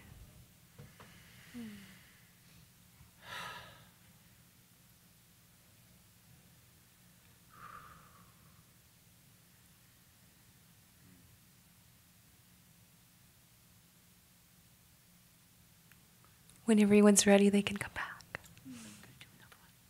Are you doing another more? Is that the transmission? Thank you. Thank you, sister. Oh. I have to do a long one tomorrow, so I'm not doing a long one today because Okay. I'm like it's very intense to do that.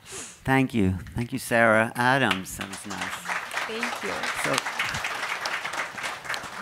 So as we're talking here, and from you and embodying and embedding this technology. How do we integrate it? That's what I'm interested in. Like, how took all this in, and you've done some of that integration. So talk about that. Sure. So you were asking a little bit about technologies Yes. and teachings and things of that nature. And for me, my personal experience is a little bit different depending on which beings of light I'm working with. So like Arcturians for me seem to be very advanced. I know often people will describe them as blue beings. I work with more so the Arcturian Council, I guess you would say.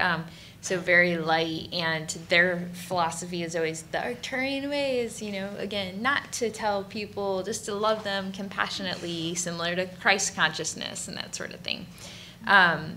With the Andromedans, they will literally take me to integrate these things, because the truth is we do have some resistance, right, that we may still be working through, even when we're bringing in these light technologies, and that lifts it up to the surface. But then there's an integration period, and I'm sure all of you guys working with plant medicine over there know that you come out of there high vibing, and then you got to integrate.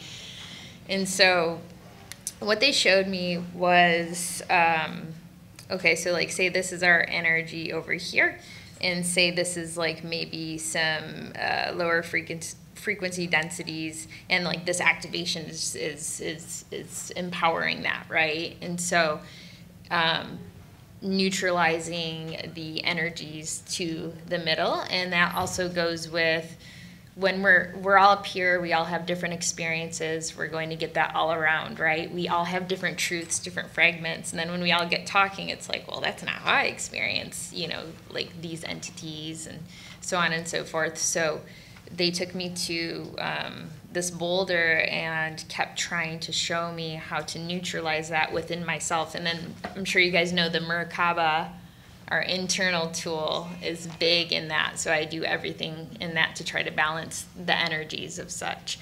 That same concept can be used through fear. So if there is fear of something going through the collective, because some of us are processors of that energy beyond just what's going on in our own field and system, same thing, just sit with it, let it run through your body, just see what it feels like, acknowledge it, and then you break away from it. So I haven't been sick in 4 years, which is amazing, because I used to be all the time when I was going through the first ascension waves and feeling like I'm getting electrocuted out of my body, anxiety out of the roof, and I'm sure you guys know all the symptoms. But 4 years, 4.5 almost, that hasn't happened. And so the other tool that they taught me is self-love, because with being of a lot of Andromedan soul, that's one of their biggest challenges. So number one is freedom. They like to move around a lot. They like to be their own bosses. They can't sit still energetically. And you come to realize that freedom is truly within. And so taking all of that information and just putting it in a way that you can, you know, put that into your energetic field and allow that to integrate as you advance throughout your journey. Thank you. Yeah. That's a good technique. Yes. Well, I have one last question, and then maybe if there's some questions in the audience, but for you, Lyra, what does the future look like as we integrate all these abilities we've been talking about here in your own consciousness? How does it look in the future? Oh, man. There's a few ways that I could answer that, so I'm trying to think. I mean, obviously, it's going to be great, you know? Like, all of us are awakening now, and oh my God, like, Starseed, even just the word is becoming so popular, such a popular term, and more people are jumping on board and understanding that they are a Starseed, you know? So, I mean, it's amazing where we're headed. And I think it's just gonna keep getting better and better. You know, I heard something that really resonated with me, that you guys might want to feel into and see if it resonates with you and kind of keep in mind is, I heard that the dark night of the soul for the collective of Earth is between the years of 2020 to 2024. So I thought that was kind of fascinating, and it seems to be true with, you know, COVID and everything. Is kind of when it started, and it forced people into this massive awakening, and it seems like that wave is just rippling and getting bigger and bigger.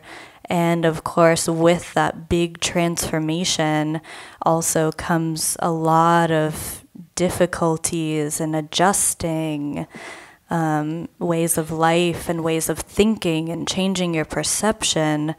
So, I mean, I think things are just gonna keep going up from here. And also, I'm obviously excited where like technology is going and stuff too, and that's gonna be another huge, amazing, beautiful change that's coming.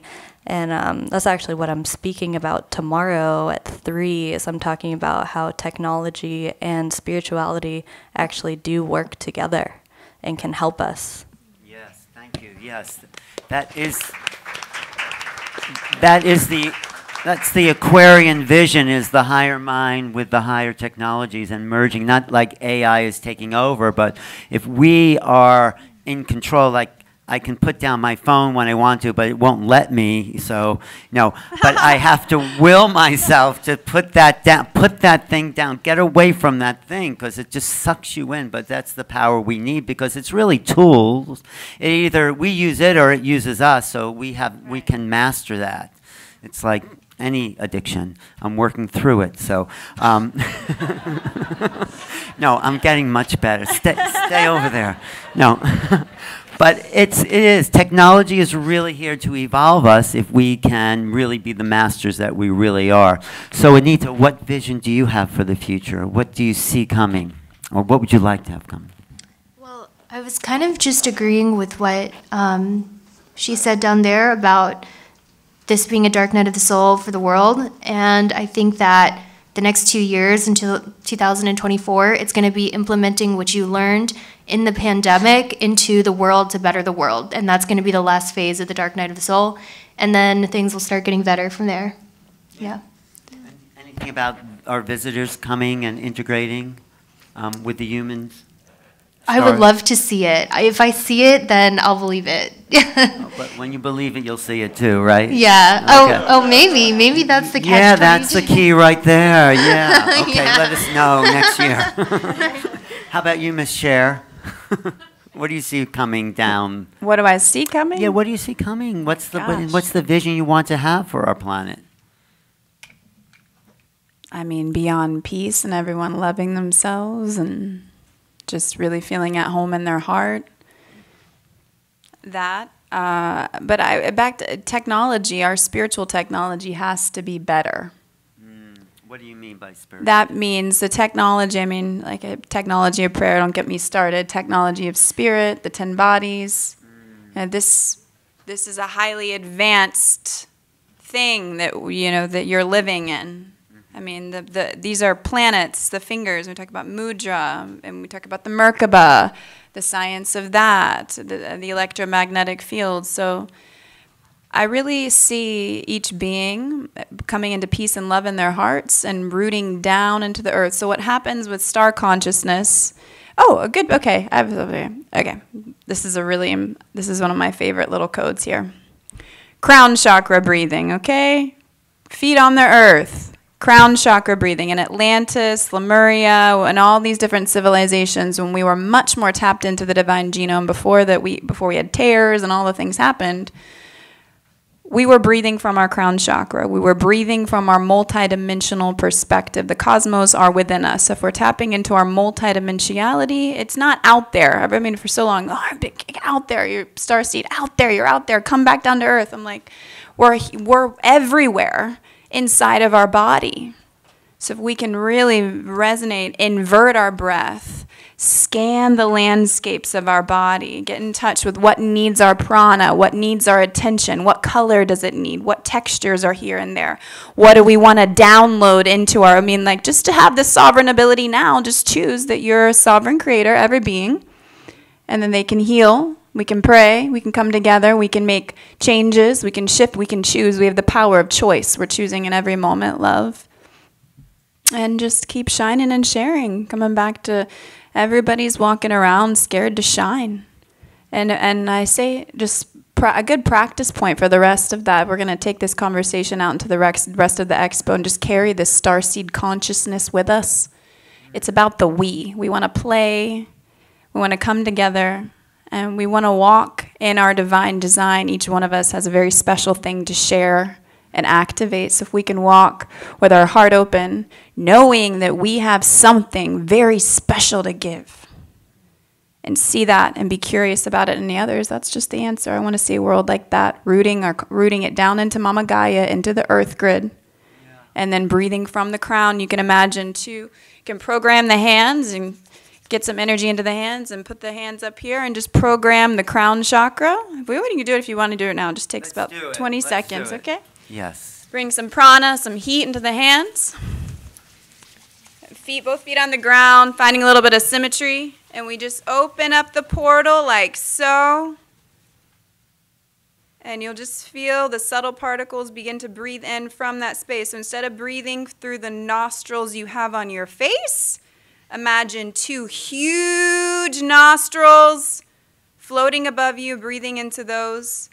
Program it and slowly bring your hands down and continue the breath for just 3 more breaths, breathing into that space. And that, breathing from that space, you're connected all the way up to the soul's perspective and to all the different dimensions that your puppet is orchestrating in all the dimensions. And that's when we get to plug into Mama Earth and play. Yeah.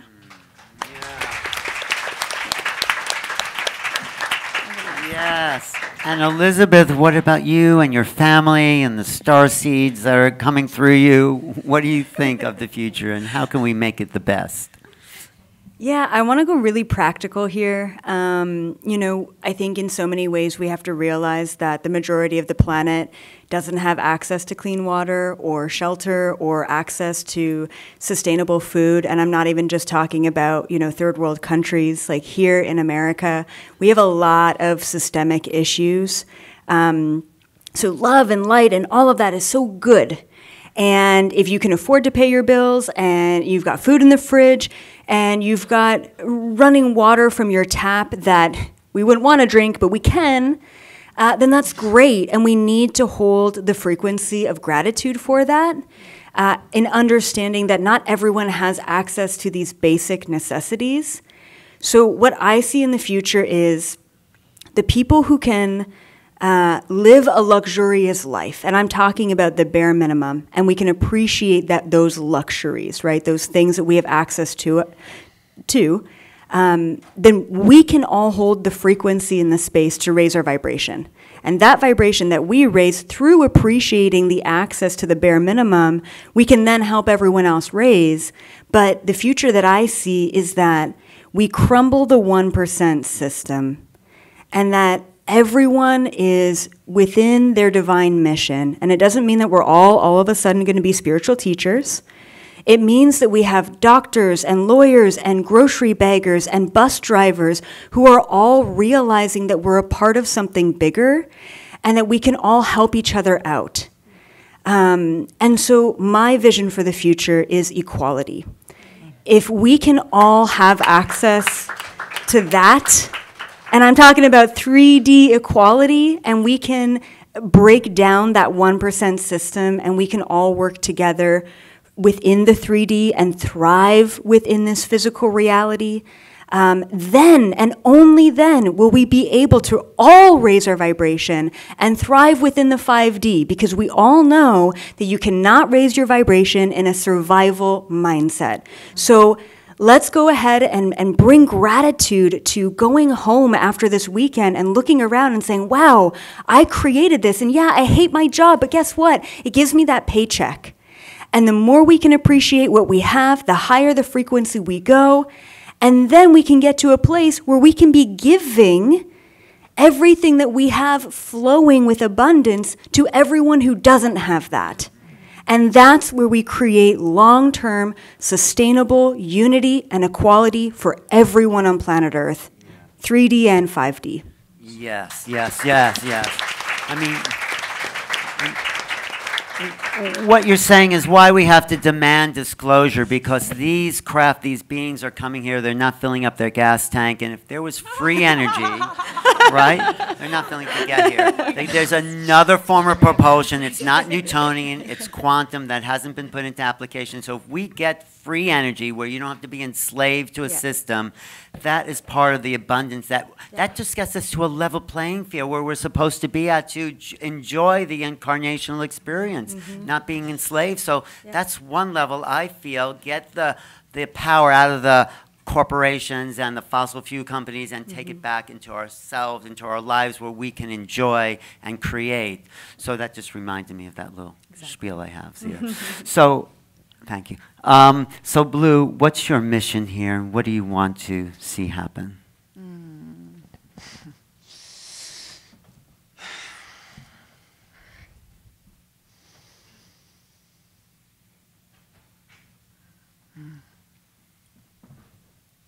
What I would absolutely adore to see happen is that we all start taking radical ownership for our own emotions and not project them out into the world and blame the world as to why things are the way that they are, because the very blame that we are pushing out to the world is contributing to wars on this planet. Yes. And it's just recognizing that there's the shadow of dishonor. It's a gene key, 22.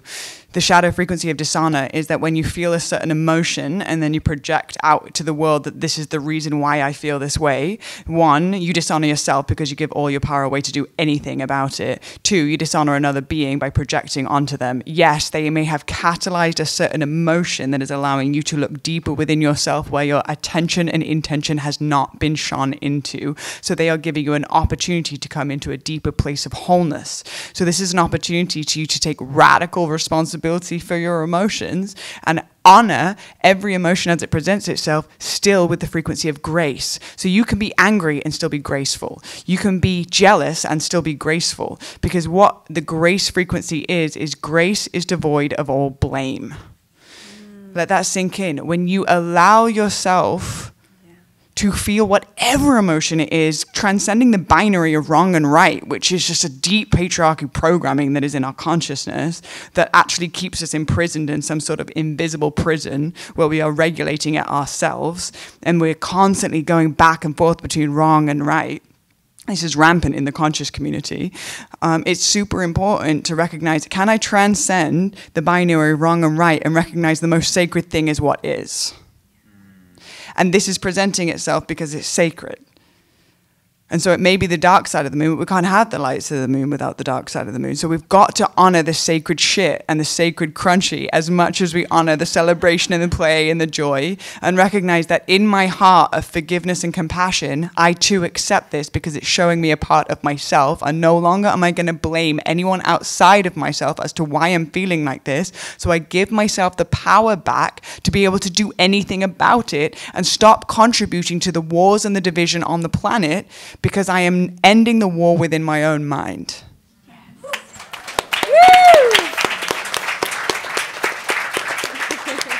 This is our responsibility, and you have heard this information of all 8 billion people on the planet. You're in this room for a reason. You are downloading this information and uploading this information into your hard frame, and this is already just a reminder of what's already there. It's a memory. It sits on a resonance of how your body responds to the information. If it doesn't resonate, great. If it resonates, amazing. It's not about, right and wrong. It's about resonance.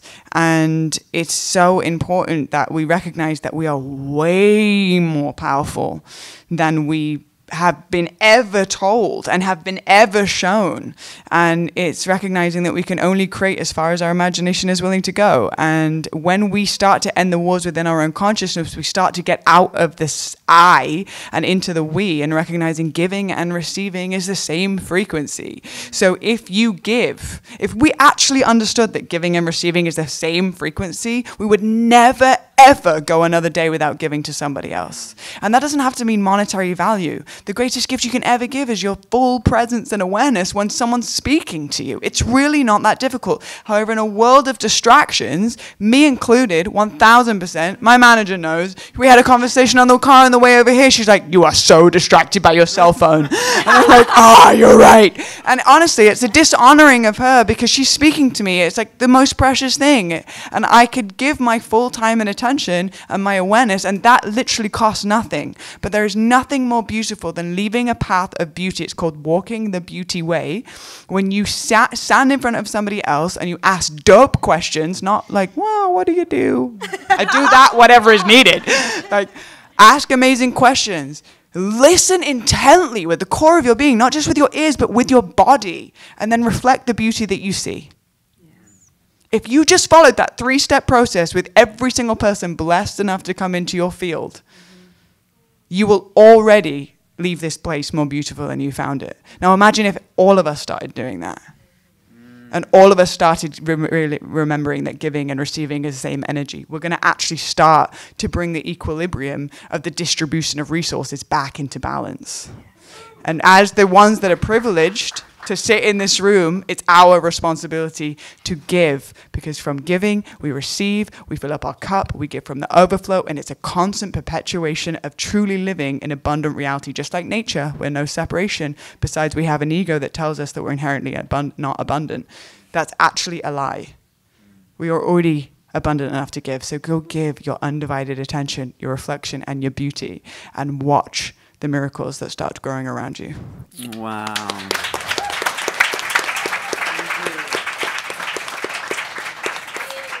Beautiful. And Jamie, how about you? Do you see what's your vision for the future? All of it. All of it. Yes, yes, yes. Yeah, I would definitely say, working on the fear, just because some of the things that we discuss with light and dark can actually perpetuate the fear energy and the fear-based reality, instead of trying to shift that more toward love and gratitude, like I heard some of them say. And the other thing, same thing too, knowing that it starts within. If we are going to create this without and together, we have to start within. And this next part would take us down a whole other rabbit hole, but I've been shown in a parallel that we've done this before, and there's similar pathways and that we can. And I don't know how you guys feel, but this can't be stopped. You guys have your power, your unique codes, everything that you bring to the table. You're here for a reason.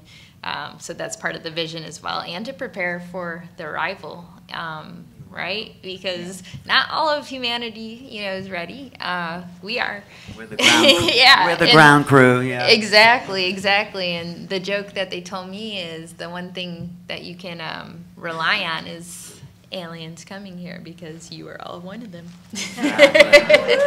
Yes. So Sarah, take us home. What's your vision? So, as stated, there are many different ETs that come to us. They're trying to remind us that we were ETs and of our divine power and of all these they want us to activate the light codes within us. And honestly, it's not my, how can I put this? I don't hope for this or pray for this. I know this.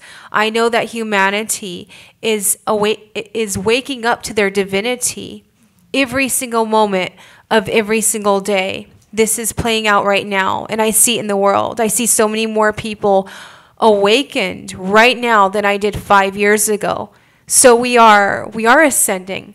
But one of the biggest things, and Blue said this, self-responsibility. We always want to place the blame on everything else. Hey, we found God, the devil, whatever you want to place it on, We need to take self-responsibility. We need to start reflecting on what we are doing within ourselves and without ourselves more.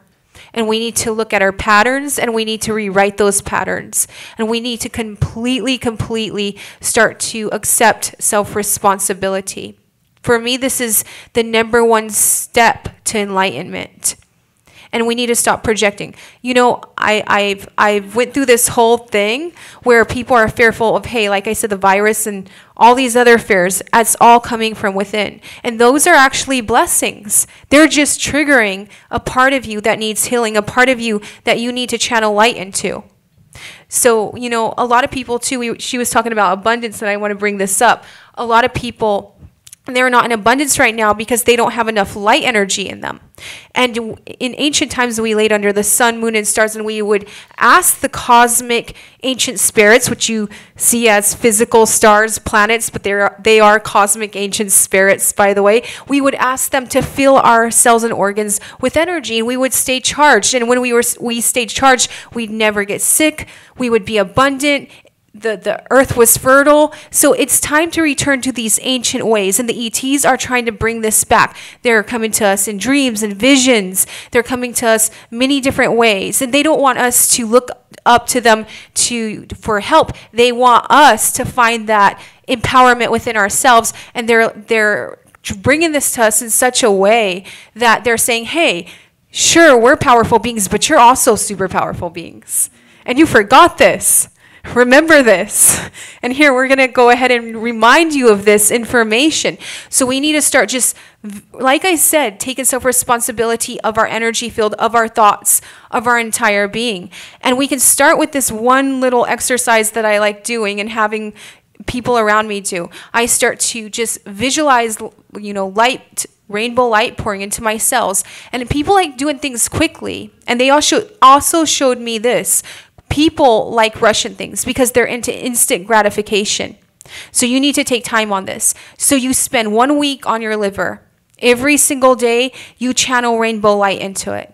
Then you spend another week on your cells. You channel the rainbow light in, and you go through your whole system. And this might take a matter of months for some of you.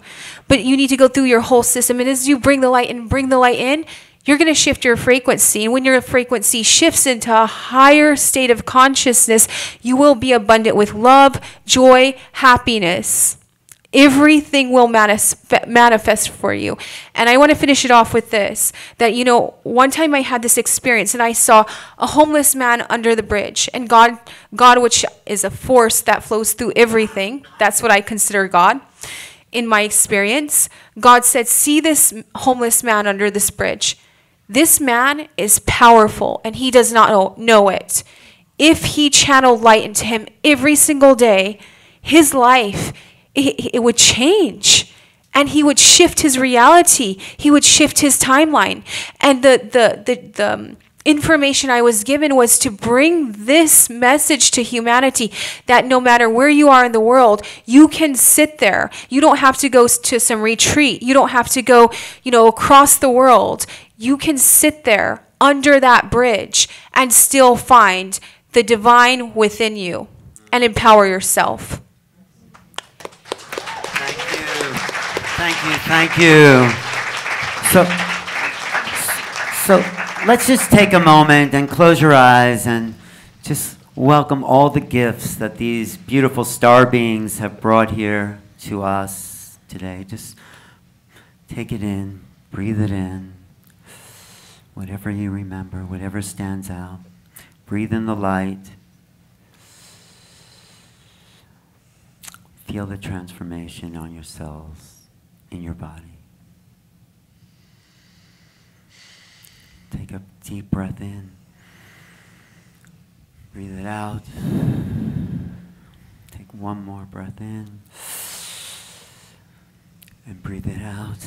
And this last breath, take in the new and breathe out the old. Okay, breathe in.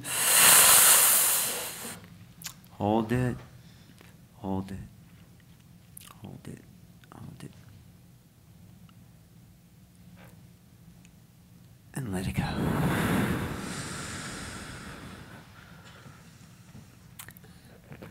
We are the Starseeds. We've come for ourselves. And we've arrived. So thank you all for being here. Thank you, Michael. It's because of Michael we're doing this here. Thank you. Come, you want to say something, Michael? Yes. Michael put this together there. So This is great. And it's ironic. We started talking about starseeds, and we ended up kind of focusing and being ourselves and being human and how to spread light to this planet. So there you go. Thank you, starseeds. What? Whose? Oh, it's Cher's birthday. No. Thank you. And some of these people are speaking this weekend, Saturday and Sunday.